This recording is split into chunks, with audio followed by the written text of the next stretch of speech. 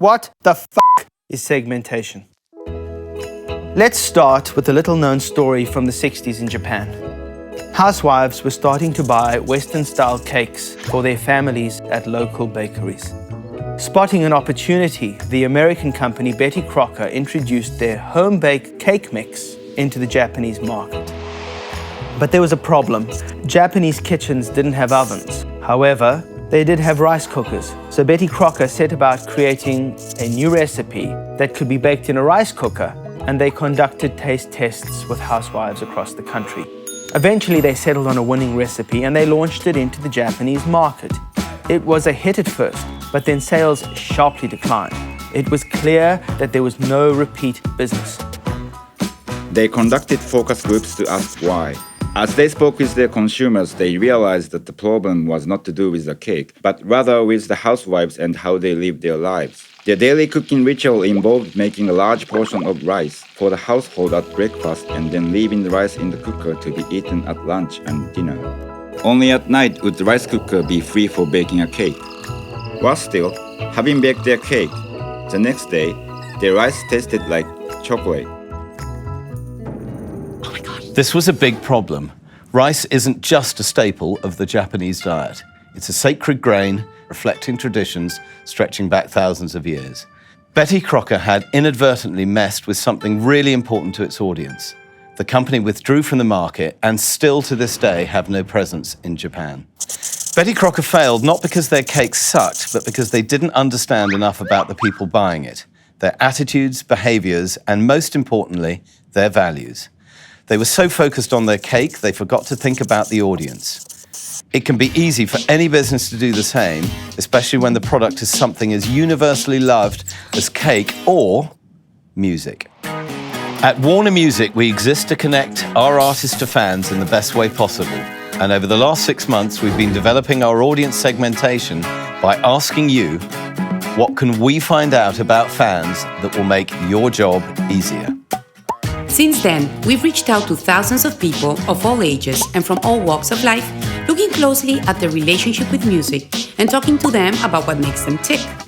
The result is the Warner Music Fan Map, a powerful tool that will shine a spotlight on audiences.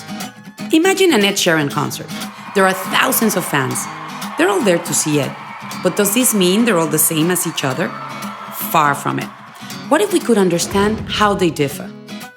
To build our map, we've asked fans the basics like their age, location, what artists they love, and how they consume music. But we've also explored their life beyond music, their attitudes to culture and current affairs, what their daily rituals are, what drives them in life, how they view themselves, and how they want to be viewed by others. We're then taking all we've learned and painting portraits of the different types of fan groups.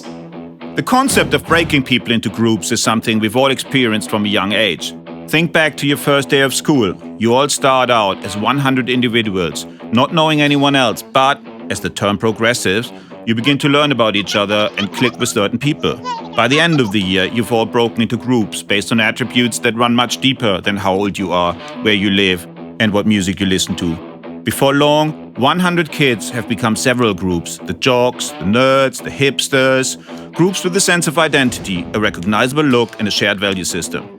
Our fan map works in a similar way, so that suddenly 30,000 Ed Sheeran concert fans can be broken into several clearly defined fan groups. These fan groups, or segments, will be brought to life with rich detail and have their own names.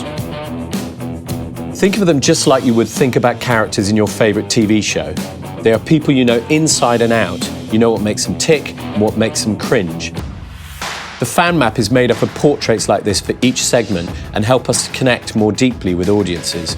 It won't tell us what to do, it will inspire us, giving us the confidence to think differently and to develop new, creative ways of doing things. It can help us wherever there is an audience involved, from how we position an artist to where we put their music, to what kind of content we create and where to place it, to what kind of brand partnerships and sync opportunities we should explore. To really engage fans today, we need to be able to stop them in their tracks. We need to excite them and to make them feel an emotional connection to our artists. That means being able to understand them better. more so than we've ever done before, so we can deliver experiences that stand out. The Warner Music Fan Map will mean all of us in every corner of the world and in every part of the business can make creative and commercial decisions based on real data and insight. It will inspire innovation and enable us to use a shared language when it comes to fans.